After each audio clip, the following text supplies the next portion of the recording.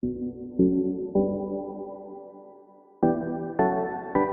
only thing that I wanted to ask for the infrastructure bill is just, I've seen that the government has been kind of like debating over the infrastructure bill for a long time, and it might have been one of like the one that's, I believe it's around 550 billions in terms of potential funding, but because of the upcoming pandemic as well as the Delta variant that led to a lot of spending in the beginning years, we're hitting kind of like a debt ceiling of sorts when it comes to dealing with the financial stuff. So that's why there's a huge conflict really within the Congress in the past few days, weeks or so, where there are potential threats of government shutdown. And because of that,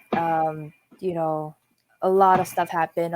There was a lot of fear mongering about, if we pass this debt, then there's a potential for default, which is basically like, basically like when you're in debt and you can't pay back the debt, then you have higher interest. But since the world economy basically almost in a sense revolves around the US economy. If the US economy defaults, it means that all the interest will rate on our current debt, which by the way, it's really high.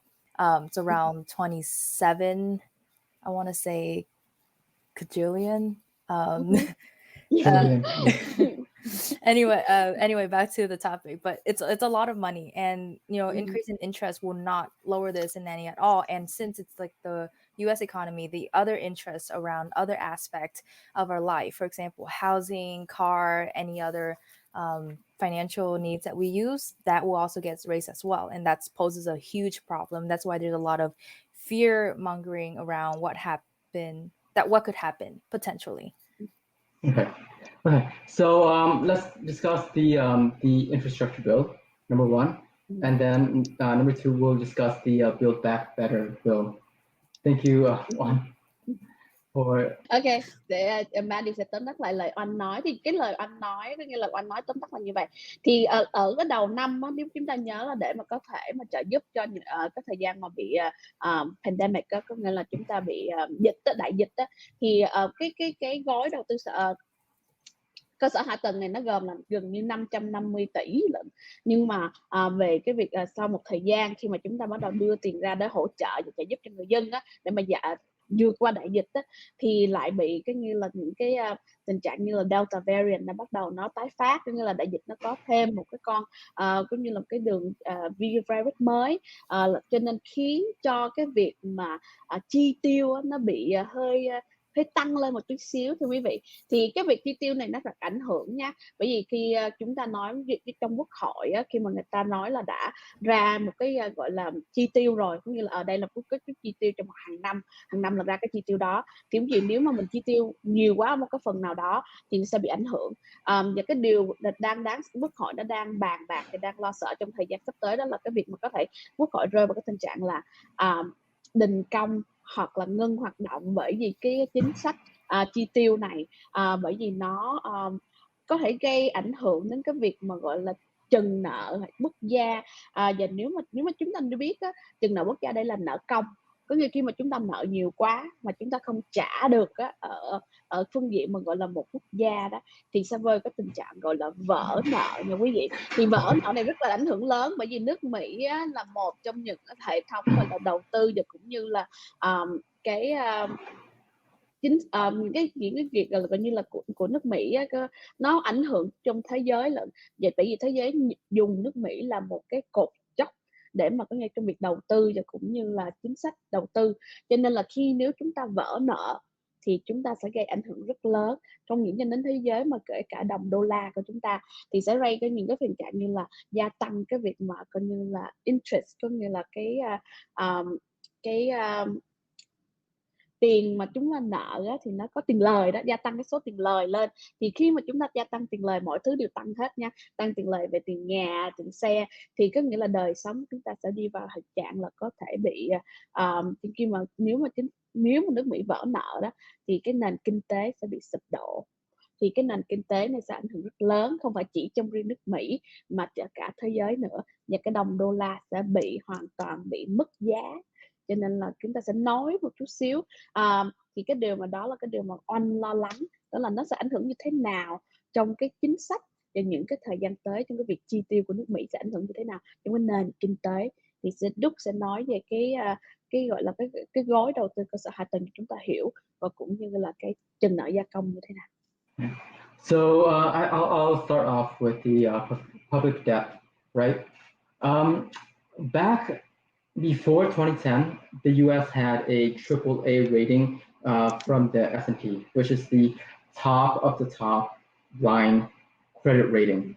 So if you have money, you can always invest into the U.S. government. You can, if you have $10,000, $20,000, whatever, you can buy government bonds, buy U.S. Treasury bonds, 30 years, 20 years, however it is. We had a AAA rating. There was one party that decided to mess that up, to really risk that rating, and that was the Republican Party. So they had decided that they were gonna politically use that against the Democrat Party. And what had happened was that we, as a country, we went from a AAA rating to an AA plus rating with the S&P, which is the Standard & Poor. What that meant was that the actual interest rate that the U.S. government had to pay is a lot higher than what it should have been. Historically, both parties spend money. Historically, both parties raised the debt ceiling because neither parties have, well, the Democratic Party have helped reduce debt in the 90s with under Bill Clinton, but otherwise, both parties have increased spending and increased public debt. And so, the idea of increasing debt, that has been very, it's been normalized in this country. And as long as the increase in debt does not exceed the increase in GDP growth, we should be fine by most economists. But the GOP had previously risked that borrowing and had had devalued our debt from a AAA rating to an AA plus rating, and right now they are trying to withhold a debt ceiling increase. The Democrats can reconcile and can overcome it, but they want to do it with the GOP support. They don't want to use their power to reconcile. They don't want to waste that power to reconcile and use it to increase the debt ceiling increase. They have come to an agreement with the GOP to do it, to increase that debt ceiling until December. So for now, we are safe. There's really no risk of the U.S. defaulting on our debts. That's not going to happen. The GOP is going to fold. It's going to happen. They will agree to a debt ceiling increase. But every time they gamble with our national debt, they devalue our credit rating, which means they will increase the interest expense that we as a nation have to incur. Theo nhiều Đức giải thích đó, thì có nghĩa là trong cái như chúng ta thấy đó, trong cái nền kinh tế thì trong quốc hội nó có cái gọi là cái việc mà coi như là chi tiêu, đúng không?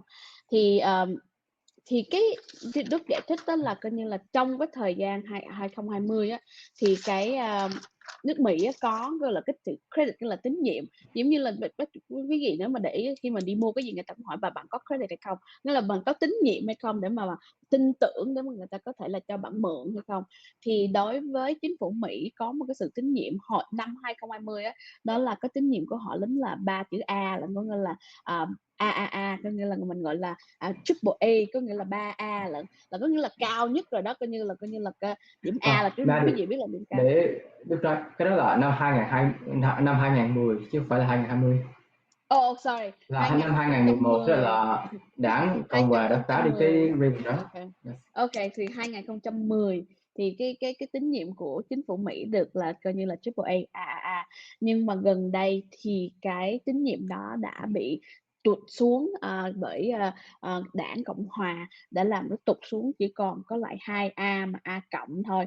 2A cộng thì quý vị thấy khi mà cái tín nhiệm của mình bị tụt xuống thì cái tiền lời của mình sẽ phải bị tăng lên.